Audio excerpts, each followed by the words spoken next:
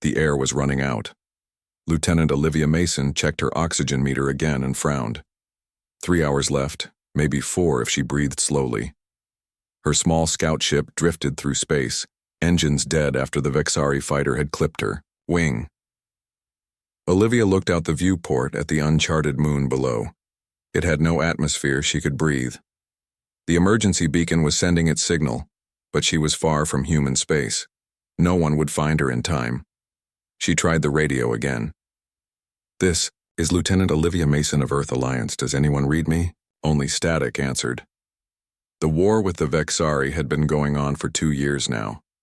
Humans had pushed into new star systems, not knowing the tall, blue-skinned aliens had already claimed this territory. The Vexari saw humans as invaders. Humans saw the Vexari as hostile. Neither side tried very hard to talk. Olivia had been mapping a new route for the fleet when the Vexari patrol found her. She'd managed to escape, but not without damage to her ship. Now she was stuck here wherever here was. A flash of light caught her eye. Something was coming toward her. Not a human rescue ship. The design was all wrong. The vessel was sleek and black, shaped like a predatory fish with curves instead of angles. A Vexari ship. "Great," Olivia muttered. "Either I suffocate or get taken prisoner." Neither option sounded good.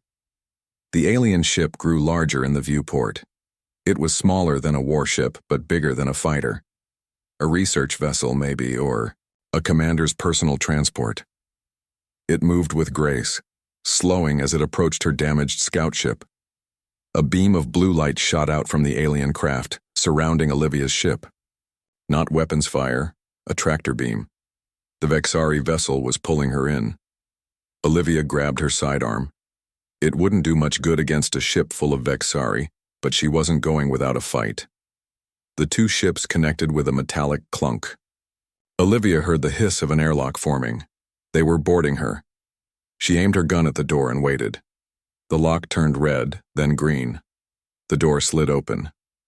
In the doorway stood a Vexari, taller than any human, with blue skin that seemed to shimmer with faint patterns beneath the surface. Silver eyes with no pupils stared at Olivia. The alien wore a tight-fitting black uniform with symbols Olivia didn't recognize.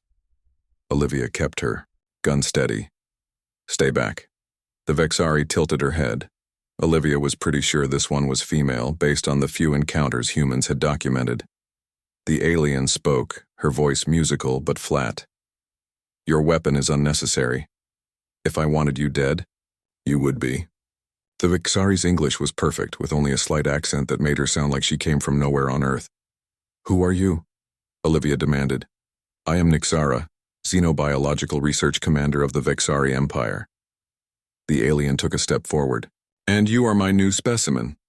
Olivia fired a warning shot that pinged off the wall near the alien. "I'm not anyone's specimen. I'm Lieutenant Olivia Mason, Earth Alliance Scout Division." Nixara didn't even flinch at the gunshot. "Your oxygen is depleting. Your ship is damaged beyond repair. You have 2 choices, Lieutenant Olivia Mason. Come with me as my research subject or stay here and die. I am offering you life. As a lab rat? As a valuable study in human behavior." Nixara's face showed no emotion. "I have been observing your species for some time. You interest me." Olivia lowered her gun slightly. "Why would a Vexari commander be interested in humans? Your people are trying to kill us. War is inefficient. To defeat an enemy, one must understand them." Nixara stepped fully into the scout ship. "My research is focused on human relationships. Your species forms attachments that make no biological sense." "You mean like friendship? Love?" Nixara nodded. "These concepts are foreign to us. Vexari do not form such bonds. We reproduce because it is necessary for the continuation of our species.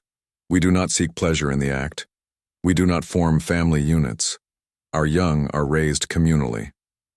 Olivia's oxygen meter beeped a warning. 2 hours left. "If I go with you, will I be treated as a prisoner of war?" "No. You will be my personal research subject. No harm will come to you if you cooperate." Before Olivia could respond, an alert sounded from the Vexari ship. Nixara turned her head, listening to something Olivia couldn't hear. The alien's face remained blank, but her posture stiffened. "We must leave now. The Vexari fleet has changed course unexpectedly. They are coming this way. Isn't that good for you? Your people are coming." Nixara looked at Olivia with those strange silver eyes. "No. If they find you, they will kill you. My research will be seized. I have been collecting data on humans without authorization.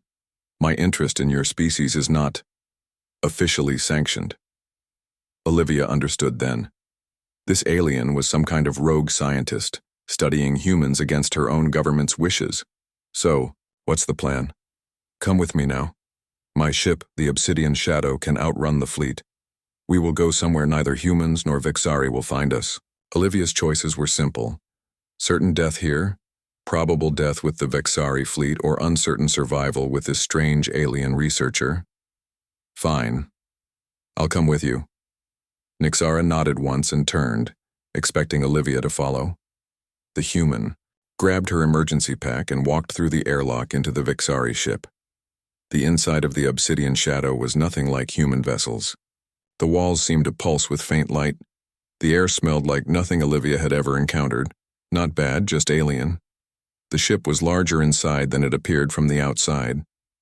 "This way," Nixara said, leading Olivia to the bridge. The control room had no chairs, no screens as humans would recognize them. Nixara placed her hands on a glowing panel, and the ship came alive around them. The walls became transparent, giving a perfect view of space in all directions. "Your ship will be released. The Vexari will believe you died when it drifts into the moon's gravity well and crashes." Olivia watched as her scout ship was set free, slowly beginning its fall toward the barren moon below. "Where are we going?" she asked. "Away," Nixara replied. The Obsidian Shadow turned and accelerated smoothly. Stars blurred around them. "I have a research outpost where we will be safe. There I will continue my studies." "Studies of what exactly?" Nixara turned those silver eyes on Olivia. "Human love, your species' strangest and most powerful feature, the thing that makes no sense to my people. And how do you plan to study that with just one human?" "I have collected much data already, transmissions, literature, art, but I have never had the chance to observe a human closely, to ask questions. You will help me understand why your kind values emotional attachment over biological efficiency." As the ship sped away from known space, Olivia realized she had traded one kind of isolation for another, but at least she was breathing. At least she was alive. And somewhere in the back of her mind, a strange thought formed. What would it be like to teach an alien about love? Days passed on the Obsidian Shadow as it moved through the stars. Olivia lost track of time. The ship had no day or night cycle like human vessels. Nixara didn't seem to need much sleep, maybe 4 hours every 2 days. But she had set up a room for Olivia with a bed and adjusted the lights to change with Earth time. Olivia explored the ship when Nixara was busy. Most doors opened for her, but some stayed locked.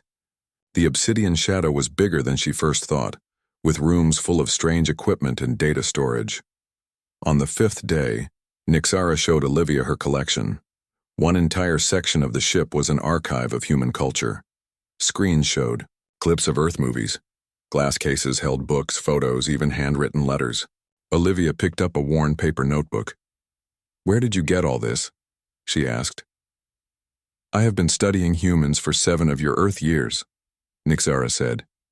"I collect what I can find. Transmissions from your colonies, items from abandoned outposts, data from captured ships." Olivia opened the notebook. It was a diary filled with someone's private thoughts. Love poems to someone named Alan. Dreams of a life together. She put it down, feeling like she was invading someone's privacy. "This is all about relationships," Olivia said, looking around the room. "Love stories, wedding photos, family pictures." Nixara nodded. "That is my area of study. The Vexari cannot understand why humans form these attachments. It makes no logical sense to us. How do Vexari have children if you don't form relationships?" Nixara led Olivia to a screen and touched it. Images appeared showing a clinical facility. Blue-skinned Vexari in white uniforms worked with test tubes and medical equipment. Reproduction is managed by the Genetic Bureau. Genetic material is collected from suitable adults. It is combined in labs to create optimal offspring. The young are raised in education centers. They never know their biological creators, nor do the creators know which children carry their genes. That sounds cold, Olivia said. It is efficient, Nixara replied. There is no jealousy, no fighting over mates, no emotional distress when relationships end. Resources are not wasted on courtship rituals. But there's no love. Exactly. And yet your species thrives despite the inefficiency of your reproduction methods. This is what interests me. What benefit does love provide that outweighs its obvious costs? Olivia laughed. That's not something I can explain with science. Love just is. It's what makes life worth living. Nixara's silver eyes studied Olivia's face. Worth living? Life has intrinsic value regardless of emotional attachments. But what's the point of just existing? Don't you want more than that? Before Nixara could answer, an alarm sounded. The alien moved quickly to the bridge. Olivia, following close behind. What's happening? Olivia asked. A Vexari scout ship has detected our energy signature. Nixara's hands moved over the control panels. They are scanning this sector. Can they find us? Not if we reach the research outpost in time. Nixara adjusted their course. The stars outside shifted as the obsidian shadow changed direction. I built it inside a large asteroid. Its shielding will hide us from scanners. The ship accelerated. Olivia felt no change in gravity, but the stars outside blurred more. Nixara stood perfectly still, only her hands moving on the controls. Her face showed no fear, but Olivia sensed tension in the alien's body. What happens if they catch us? Olivia asked. They will execute me as a traitor. You will be dissected as an enemy specimen. Olivia swallowed hard. Great. No pressure then. Hours later, they approached a field of asteroids. Nixara navigated between the floating rocks with incredible skill. The obsidian shadow slowed as they neared a particularly large asteroid, easily the size of a small moon. I don't see any outpost, Olivia said, looking at the barren rock. That is the point. Nixara guided the ship toward what looked like a simple crater. As they got closer, a section of the asteroid's surface seemed to shimmer and disappear, revealing a hangar bay carved into the rock. The obsidian shadow slipped inside, and the illusion closed behind them. Lights came on automatically as the ship settled onto a landing pad. Welcome to my observatory, Nixara said. We will be safe here. Olivia followed the alien off the ship. The hangar was huge, clearly designed to hold multiple vessels, though the obsidian shadow was the only one present. Beyond the hangar was a complex of rooms carved directly into the asteroid. You built all this yourself? Olivia asked, amazed. Yes, over many years. The Vexari Empire believes I am conducting standard xenobiological research at various outposts. They do not know about this place. The main room of the complex was similar to the archive on the ship, but much larger. Thousands of items from Earth and human colonies filled the space. Books, music, art, videos, all focused on human relationships.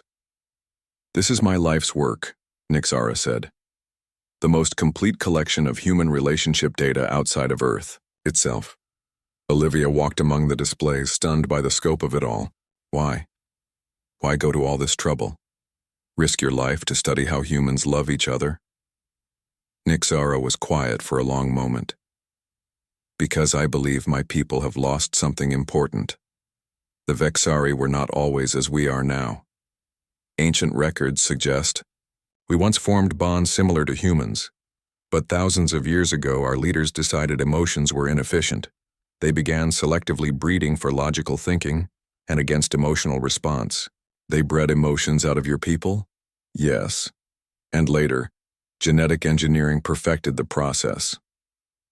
For 20 generations, Vexari have been born without the capacity for deep emotional attachment. It is considered our greatest evolutionary achievement. But you don't think it was an achievement? Olivia said, understanding dawning. I question if it was advancement or reduction. Nixara touched a display showing a human family laughing, together. I observe humans and see something vital, something the Vexari have lost. A different alarm sounded, not like the one on the ship. Nixara moved quickly to a control panel on the wall. The scanner has detected a ship entering the asteroid field. Vexari design. They followed us? Olivia asked, fear rising in her throat. No. They are still searching, but they are too close. Nixara checked the readings. We must stay hidden and quiet. The observatory's shielding should prevent detection, but any transmission or high-energy use could give us away. Olivia nodded. So we just wait. Yes. And hope they do not decide to scan this particular asteroid too carefully. Days turned into weeks at the observatory. The Vexari scout ship eventually left, but Nixara insisted they remain hidden longer to be safe. She continued her research, now with a living human subject to study. Olivia found herself answering endless questions about human relationships. How do humans choose mates? Why do they stay with one partner when reproduction could be more efficient with multiple partners? What purpose does physical affection serve beyond reproduction? The questions were sometimes awkward, sometimes funny, but always asked with genuine scientific curiosity. Nixara recorded everything, adding Olivia's answers to her massive database. 1 day. Olivia found Nixara studying recordings of human couples dancing. I don't understand this ritual, the alien said. It serves no reproductive purpose. It's not about reproduction, Olivia explained. Dancing is about connection, joy, sometimes romance. Show me, Nixara said. What? Show me how humans dance. Olivia laughed nervously. I'm not much of a dancer, and there's no music. Nixara touched a panel, and soft music filled the room. I have thousands of human music recordings. Will this one work? It was an old slow song, something Olivia vaguely remembered from her grandmother's collection. I guess so, but I need a partner. I will be your partner, Nixara said, standing up. She was a head taller than Olivia, her blue skin shimmering slightly in the observatory's light. Okay, give me your hands. Olivia took Nixara's hands and placed them in the right positions, one on her waist, the other holding Olivia's hand. Now we just move to the music. Small steps. They began to dance, awkwardly at first. Nixara watched their feet, copying Olivia's movements with perfect precision but no feeling. You're too stiff, Olivia said. Dancing isn't about getting the steps right, it's about feeling the music. I do not know how to feel music. Just listen to it. Let your body respond naturally. Nixara tried. Slowly, her movements became less mechanical. She stopped watching their feet and looked at Olivia instead. Something changed in those silver eyes, a flicker of something Olivia couldn't name. As they moved together, Olivia realized this was probably the first time this alien had ever touched someone with anything approaching tenderness. The thought made her sad somehow. The song ended and they stopped dancing, but Nixara didn't let go right away. Thank you for the demonstration, she said finally, stepping back. It was educational. That night, lying in her bed, Olivia wondered what she had gotten herself into. She was trapped in an asteroid with an alien scientist who was studying human love like it was some exotic disease. And yet, there had been something in Nixara's eyes during their dance. Something almost human. Olivia fell asleep, wondering if it was possible to teach someone how to feel. A month passed in the asteroid observatory. Olivia and Nixara fell into a routine. Mornings were for Nixara's research questions. Afternoons were for exploring the massive collection of human artifacts. Evenings were for what Olivia called cultural education, watching Earth movies, listening to music or reading books together.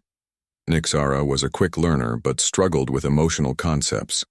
She could recite the definition of love, friendship, and desire, but couldn't grasp how they felt. "I understand the words," she said one evening after they watched an old romance film, "but not the experience." "It's hard to explain feelings to someone who's never had them," Olivia said. "It's like trying to describe colors to someone who's always been blind." "My species can see more colors than humans." Olivia laughed. "It was just an example. What I mean is, some things you have to experience to understand." The observatory's alarm system blared suddenly, making Olivia jump. Nixara moved swiftly to the control center, checking the sensors. "3 Vexari warships have entered the asteroid field," she said, her voice calm but her body tense. "They are using deep scan technology." "Will they find us?" "Eventually, yes. The observatory's shielding was not designed to withstand military-grade scanners." Nixara's fingers flew over the control panels. "They are searching systematically. We have perhaps 2 days before they reach this sector. What do? We must leave." Nixara began shutting down systems. "I will transfer my most critical research to the Obsidian Shadow. The rest—" She paused. "The rest must be destroyed if we are discovered." Olivia helped Nixara pack data crystals and small artifacts. They worked through the night, loading the ship with the most important pieces of the collection. As they worked, Nixara explained more about her situation. "The Empire has declared me a traitor. They have dispatched hunter ships specifically to find me." "How do you know?" "I intercepted their communications." Nixara held up a small data crystal. "This contains everything they know about my activities and their plans to capture me." "Why do they care so much about your research?" "Because it threatens the foundation of our society." Nixara's silver eyes met Olivia's. "If Vexari learned that emotions are not weakness but strength, it would undo generations of genetic control." Before Olivia could respond, a new alarm sounded, different from the first. "What now?" she asked. Nixara checked the scanner. "A human ship has entered the asteroid field, small, fast, a scout vessel." "Human? Here?" Olivia felt a surge of hope. "They could help us, or they could kill me and take you back to fight in your war." Nixara looked troubled. "We cannot risk contact yet. We must leave now." They boarded the Obsidian Shadow and prepared for departure. Nixara set the observatory's self-destruct sequence as a last resort if the Vexari discovered it. The ship slipped out of the asteroid during a gap in the search pattern. Nixara piloted with incredible skill, using the asteroid field for cover as they moved away from both Vexari and human vessels. They were almost clear when a Vexari patrol ship spotted them. Alarm signals flashed across the Obsidian shadows. "Control panels. They have seen us," Nixara said, preparing for emergency jump. The patrol ship fired, a beam of energy grazing the Obsidian shadow's hull. The ship shuddered. Nixara's hands danced over the controls and the stars outside blurred as they accelerated. The jump drive engaged, sending them hurtling through space faster than light. But something was wrong. Warning lights flashed everywhere. "The weapon damaged the jump drive," Nixara said. "We cannot maintain this speed." The ship dropped out of jump space, systems failing. Through the viewport, Olivia saw a planet, blue-green with swirling white clouds and vast oceans. "Can we land there?" she asked. "We have no choice. Prepare for emergency landing procedures." The descent was rough. The Obsidian shadow shook violently as it entered the planet's atmosphere. Nixara fought with the controls, trying to slow their fall. Trees rushed up to meet them, a dense jungle stretching to the horizon. The impact threw Olivia against the wall despite the ship's internal gravity systems. Pain shot through her shoulder. Metal screamed as the Obsidian shadow carved a path through the jungle before finally coming to rest. Silence fell. Olivia picked herself up, wincing at the pain in her shoulder. "Nixara?" The alien was still at the controls, a small cut on her forehead leaking dark blue blood. "I am functional. Are you injured?" "Just bruised, I think." "Where are we?" "Unknown. The navigation system is offline." Nixara ran a system check. "Life support is operational. Hull integrity at 64%. Jump drive severely damaged. Communication systems offline. So we're stuck here. For now. Nixara stood and collected a small device from a storage compartment. I will assess our surroundings. The atmosphere is breathable for both our species, but there may be other dangers. They exited the ship through a small emergency hatch. The jungle around them was dense and alive with sounds. Birds calling, insects buzzing, strange animals moving in the underbrush. The air was warm and humid, heavy with the scent of plants and soil. "It's beautiful," Olivia said, looking up at trees that towered hundreds of feet above them. Nixara scanned the area with her device. The planet is habitable but uncharted in either Vexari or human databases. We are alone here. Over the next few days, they established a camp near the ship. The Obsidian Shadow systems provided power and shelter, but repairs would take time. Nixara estimated weeks, maybe months, to fix the jump drive with the limited tools and materials they had. Olivia explored the jungle, finding edible fruits and freshwater streams. The planet seemed like paradise. Warm days, cool nights, abundant food, and no large predators near their crash site. One evening, as they sat outside the ship watching twin moons rise over the jungle, Nixara asked an unexpected question. "Do you miss your people, Olivia?" "Of course I do." Olivia looked up at the stars, wondering where Earth was from here. "I miss my friends, my family, even the war in a strange way. At least there I had purpose." "Purpose can be found anywhere," Nixara said, "even here." "What about you? Do you miss other Vexari?" "I have always been separate from my kind, even before my research began." Nixara's voice was softer than usual. "I was considered defective because I asked questions others did not." "Defective? That's a harsh word. It is accurate. My genetic profile showed anomalies, brain patterns that resembled those of Vexari from before the emotional purge. I should have been terminated as a flawed specimen, but my intellectual capabilities saved me." Olivia stared at her. "They would have killed you for being different?" "Yes. Uniformity is valued in Vexari culture. Deviation is dangerous." Nixara looked at the moons. "Perhaps that is why I became interested in humans. Your species embraces diversity." They fell silent, watching the night sky together. Something had changed between them since the crash. Their survival now depended on cooperation. They were no longer researcher and subject, but reluctant partners in a strange situation. A week after the crash, Olivia ventured farther from the ship than usual, looking for a specific fruit she'd found earlier. The sweet blueberries were good for both human and Vexari digestion. She had filled half her basket when she heard a sound that made her blood freeze, a low, rumbling growl. Slowly, she turned around. A massive creature stood 20 feet away. It looked like a cross between a tiger and a lizard, 6 legs, scaled body, powerful jaws filled with teeth. It watched her with intelligent yellow eyes. Olivia backed away slowly. The predator followed, its body low to the ground, ready to pounce. She reached for her sidearm but realized she'd left it at the ship. The creature sensed her fear and charged. Olivia ran, dodging between trees, the monster close behind. She could hear its breathing, feel its footsteps shaking the ground.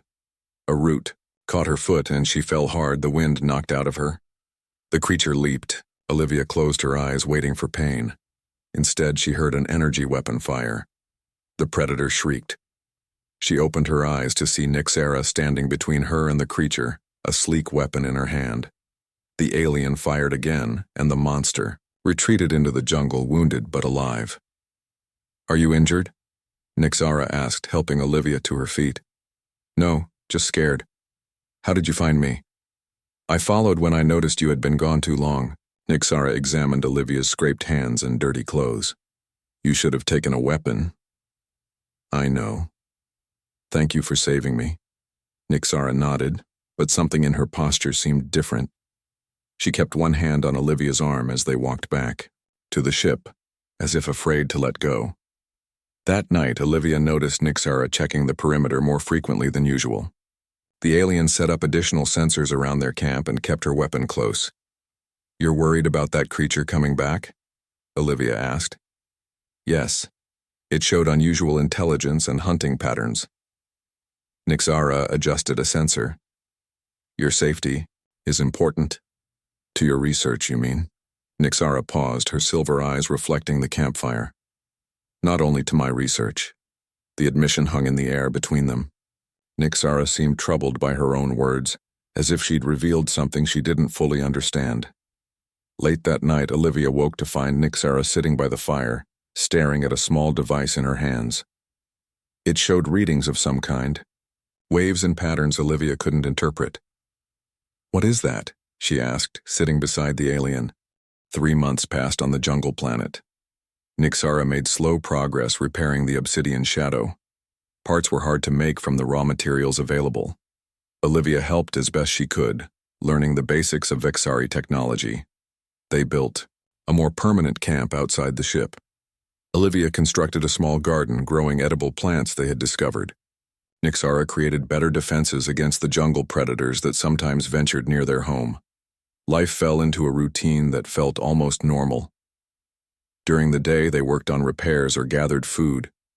Evenings were spent talking, sharing stories, or looking through Nixara's collection of human artifacts that had survived the crash. One day, while searching through the ship's databanks for repair information, Nixara made a surprising discovery.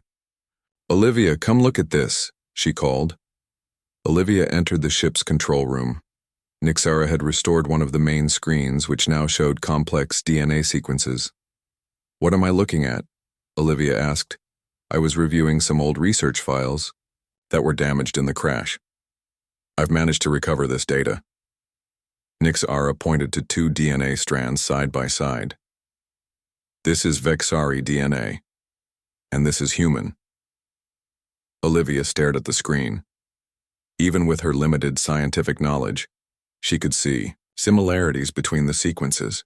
They look alike in some parts. Not just alike, the base structure is nearly identical. Nixara's voice held rare excitement. "I ran a full analysis. Vexari and humans share 82% of their genetic material. This is impossible unless...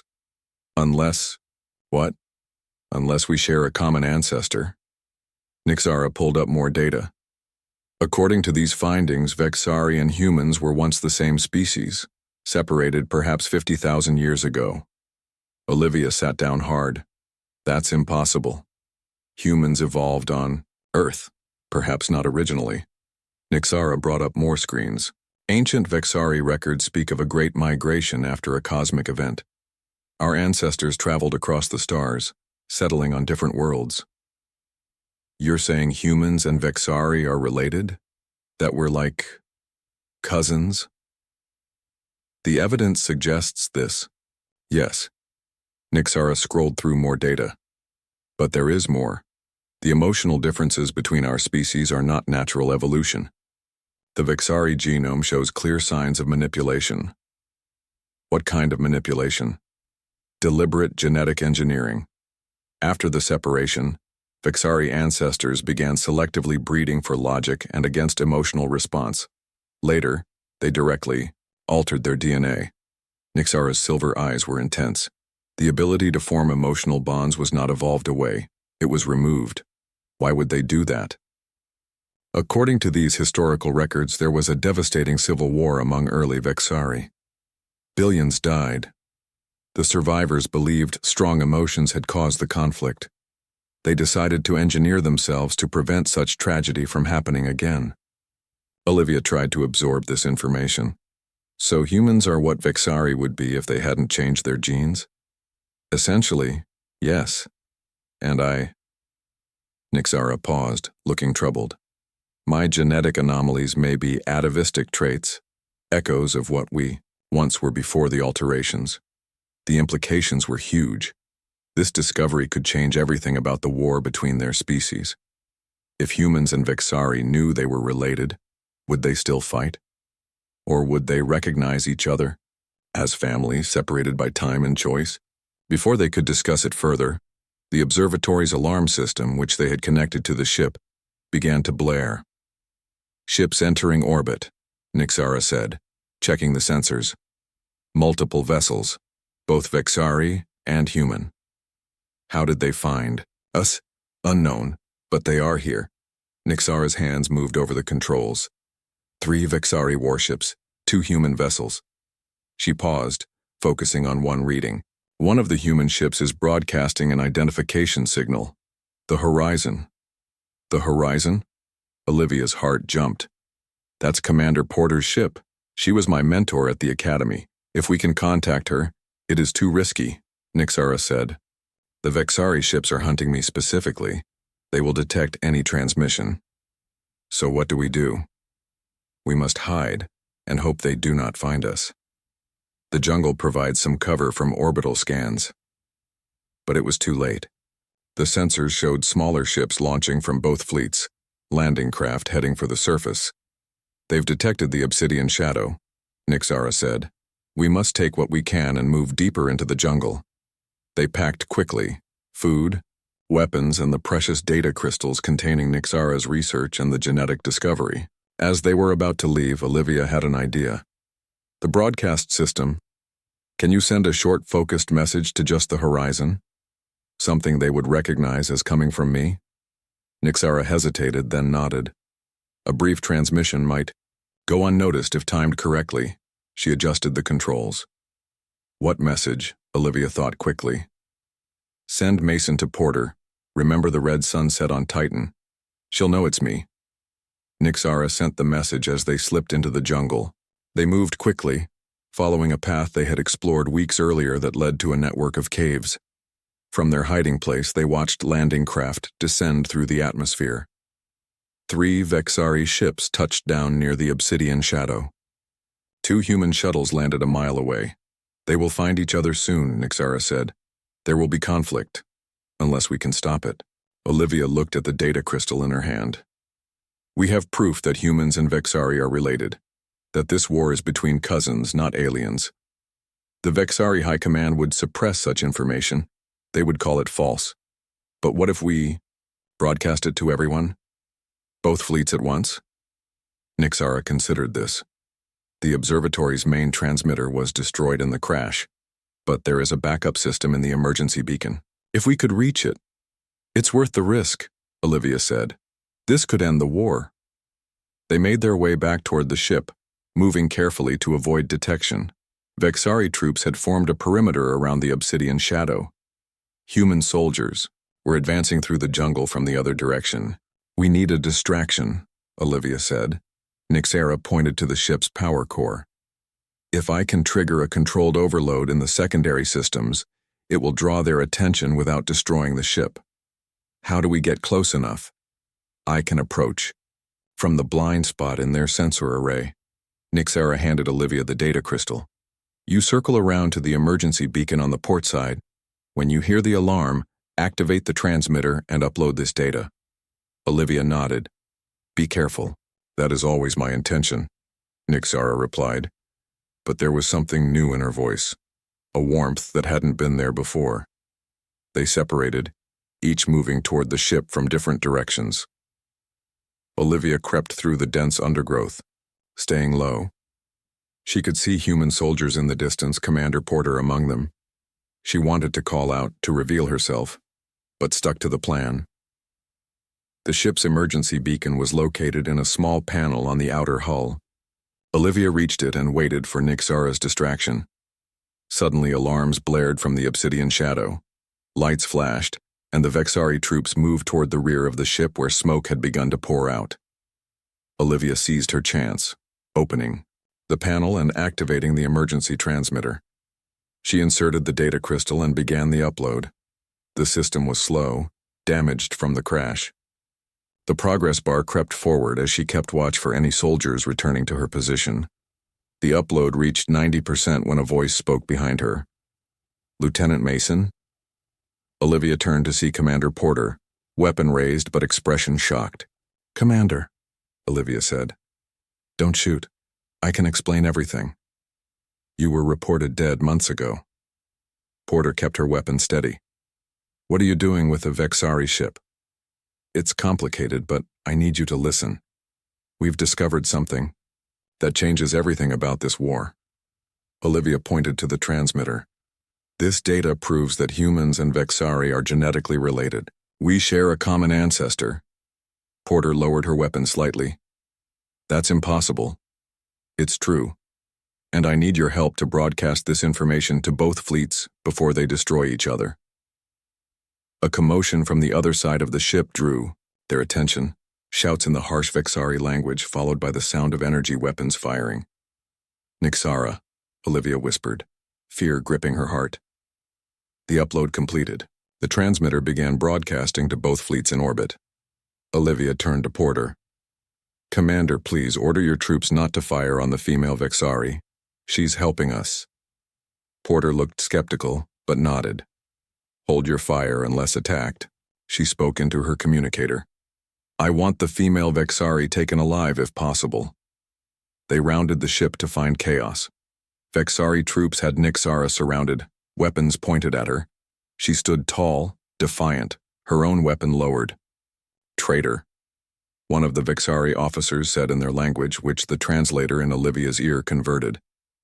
You will be executed for your crimes against the Empire. My only crime was seeking truth, Nixara replied. Truth you have hidden for generations. The Vexari officer raised his weapon. Without thinking, Olivia broke from Porter's side and ran forward. Stop, she shouted. The data is already broadcasting to both fleets. Kill her, and you only prove that you fear the truth. The Vexari turned their weapons toward Olivia. Porter's troops moved forward, creating a standoff. Listen to me, Olivia continued. We've found proof that humans and Vexari share common ancestors. We're the same species, separated thousands of years ago. This war is between family, not aliens.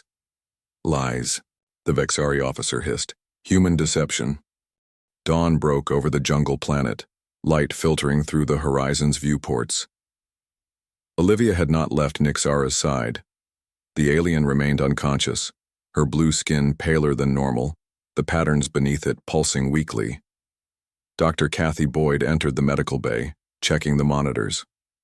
Her vital signs are stronger this morning. What are her chances now? Olivia asked, her voice rough from lack of sleep. Much better. The worst is past. Dr. Boyd studied the readings. Her body is regenerating at an impressive rate. Vexari, healing abilities are remarkable. Olivia squeezed Nixara's hand. When will she wake up? Hard to say with Vexari physiology. Could be hours, could be days. The doctor placed a gentle hand on Olivia's shoulder. You should rest. I'll call you if there's any change. But Olivia wouldn't leave. She dozed in the chair beside Nixara's bed, waking whenever a nurse or doctor came to check on the patient. Commander Porter visited that afternoon, bringing news from Earth. The genetic data has been verified by multiple independent sources. There's no denying the relationship between our species. How are people taking it? Olivia asked. Mixed reactions. Some refuse to believe it, others see it as a chance for peace. Porter looked at the unconscious Vexari. The Vexari leadership is similarly divided. Their high command initially declared the data false, but too many of their own scientists have confirmed its authenticity. And the war? The ceasefire holds for now. Diplomatic channels have been opened for the first time. Porter sighed. 2 years of fighting, thousands dead on both sides, and all because we didn't know we were family. It's more complicated than that, Olivia said. The Vexari chose to remove their capacity for emotional connection. They engineered themselves, away from what makes us human. But not all of them agree with that choice. Porter nodded toward Nixara. Your friend here proves that. Friend. The word seemed inadequate for what Nixara had become to Olivia. They had moved beyond researcher, and subject beyond alien and human, to something Olivia didn't have a name for yet. On the third day, Nixara opened her eyes. Olivia was dozing beside the bed when she felt movement in the hand she held. Nixara, she whispered, leaning forward. silver eyes focused slowly on her face. Olivia, you are safe. Yes, I'm fine. We're on the horizon, a human ship. They're taking care of you. Nixara looked around the medical bay, taking in the unfamiliar technology. The data, did they receive it? Both sides got it. It's been verified. There's a ceasefire. Relief showed on Nixara's face. A clear emotional response that would have been impossible for a typical Vexari. Then it was worth it. Dr. Boyd entered, alerted by the change in vital signs. She approached cautiously, never having spoken to a conscious Vexari before. I'm Dr. Boyd. How are you feeling? I am in pain, but functional. Nixara's voice was weak but clear. The pain is good. It means you're healing. Dr. Boyd checked the monitors. Your vital signs are strong. You're recovering faster than we expected. When the doctor left, Nixara turned back to Olivia. What will happen now? I don't know. Everything's changed. The war might actually end. And what of us? Nixara asked, her silver eyes intense despite her weakness. Olivia didn't have an answer. She had been so focused on Nixara's survival that she hadn't thought beyond this moment. In the days that followed, Nixara grew stronger. She began to walk the medical bay, then the corridors of the horizon, always with Olivia at her side. The Ryu, human crew watched them with curiosity rather than hostility. News of the genetic discovery had transformed their view of the Vexari from alien enemies to distant relatives. Commander Porter arranged secure communications for Nixara to speak with a faction of Vexari scientists who had accepted the genetic findings. They were led by Dr. Zoral, an old mentor of Nixara's who had secretly questioned the Empire's emotional suppression for years. Your discovery has caused a schism in our society, Zoral told Nixara during their call. Many younger Vexari are demanding access to the ancient records. They want to know what was taken from them. And the High Command? Nixara asked. They resist, as expected, but they cannot contain this knowledge now that it has spread. Zoral looked troubled. There is talk of civil conflict, some advocate for reversing the genetic modifications in future generations. That would take centuries. Yes, but it would be a beginning. Zoral leaned closer to the screen. We need you, Nixara. Your research, your experience with the human, it provides a bridge between what we are and what we once were. After the call ended, Nixara was quiet, lost in thought. Olivia gave her space, understanding the weight of responsibility now resting on her shoulders. That evening, they stood together in the observation deck, looking down at the jungle planet where everything had changed. Stars filled the viewport, countless worlds waiting to be discovered. I must return to my people, Nixara finally said. They need guidance through this transition. Olivia had expected this, but it still hurt. I understand. Come with me. The words hung in the air between them. Olivia turned to look at Nixara, surprised. To Vexari space, would they accept a human? Not all of them, but those who follow Zoral would. Your presence would be valuable.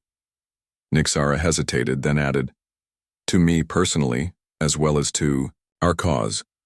It was the closest the alien had come to expressing personal desire. Olivia felt something warm unfold in her chest.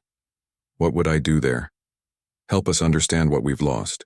Teach us about emotional connection, about love. Nixara's voice softened on the last word. I have studied human love for years, but I only began to truly comprehend it when I met you. Olivia stepped closer. What do you understand about it now? That it is not weakness as my people believed. It is strength. It gives purpose beyond mere existence. Nixara looked down at Olivia, her silver eyes reflecting starlight. When I thought I might die, my regret was not for my research or my discoveries, but for the time with you I would lose. It was the most emotional declaration Olivia had ever heard from Nixara. For a species engineered to suppress feelings, it was equivalent to a passionate confession. I'll come with you, Olivia said. But not just as a teacher or example. I want to be your partner in this. Partner. Nixara considered the word. Yes, that term is accurate for what I wish us to be. 1 month later, the Obsidian Shadow was repaired and ready for departure. Commander Porter had provided the necessary materials, part of a new cooperation between humans and the faction of Vexari, who followed Zoral's lead. The official peace talks were progressing slowly. Centuries of separation and years of war could not be undone quickly. But the genetic discovery had changed the fundamental nature of the conflict. It was harder to hate an enemy when science proved they were family. Olivia stood on the bridge of the Obsidian Shadow, watching Nixara prepare for launch. The alien moved with her usual grace, but there was something different about her now, a subtle expressiveness that hadn't been there before. Are you ready? Nixara asked. As ready as I'll ever be. Olivia took a deep breath. I never thought I'd be traveling to Vexari space as a diplomat, rather than a prisoner of war. You will be more than a diplomat. Nixara approached, standing close. You will be a bridge between our peoples, a living example of what Vexari once were, and what some of us wish to become again. The ship lifted off smoothly, rising through the atmosphere of the jungle planet where their journey together had truly begun. Below, human and Vexari research teams worked side by side, studying the world that had brought their species together, again after thousands of years apart. In orbit, a mixed fleet of human and Vexari ships maintained the fragile peace. It would take time for trust to build, for old hatreds to fade. But the process had begun. As the Obsidian Shadow prepared to jump to Vexari space, Nixara turned to Olivia. There is something I wish to try before we depart. A human custom I have observed but never experienced. What custom? This. Nixara leaned down and gently pressed her lips to Olivia's. The kiss was awkward, unpracticed, but filled with genuine feeling. Olivia's surprise quickly gave way to warmth as she returned the kiss, her arms wrapping around the alien's slender form. When they separated, Nixara looked thoughtful. I understand now why humans engage in this behavior. It creates a physiological response that is pleasant. Olivia laughed. That's one way to describe it. We usually call it feeling good or enjoying something. Yes, I enjoyed it. Nixara's face showed a hint of what might become a smile with practice. I would like to try it again at a later time if you are amenable. Very amenable, Olivia said, still smiling. There's a lot more to show you about human customs, and I look forward to learning all of them. Nixara returned to the controls. For now we have work to do, a future to build. The ships jump, drive engaged, stars blurring as they accelerated beyond light speed. Olivia stood beside Nixara, watching the cosmic display, thinking about the journey ahead. 1 year later, the Obsidian Shadow once again traveled through space, but its mission had changed. No longer a research vessel hiding from authorities, it had become a diplomatic ship, carrying representatives between human and Vexari worlds. The war had officially ended 6 months earlier. Relations remained tense in many areas, but cooperation grew steadily. Scientists from both species worked together, comparing notes on their shared genetic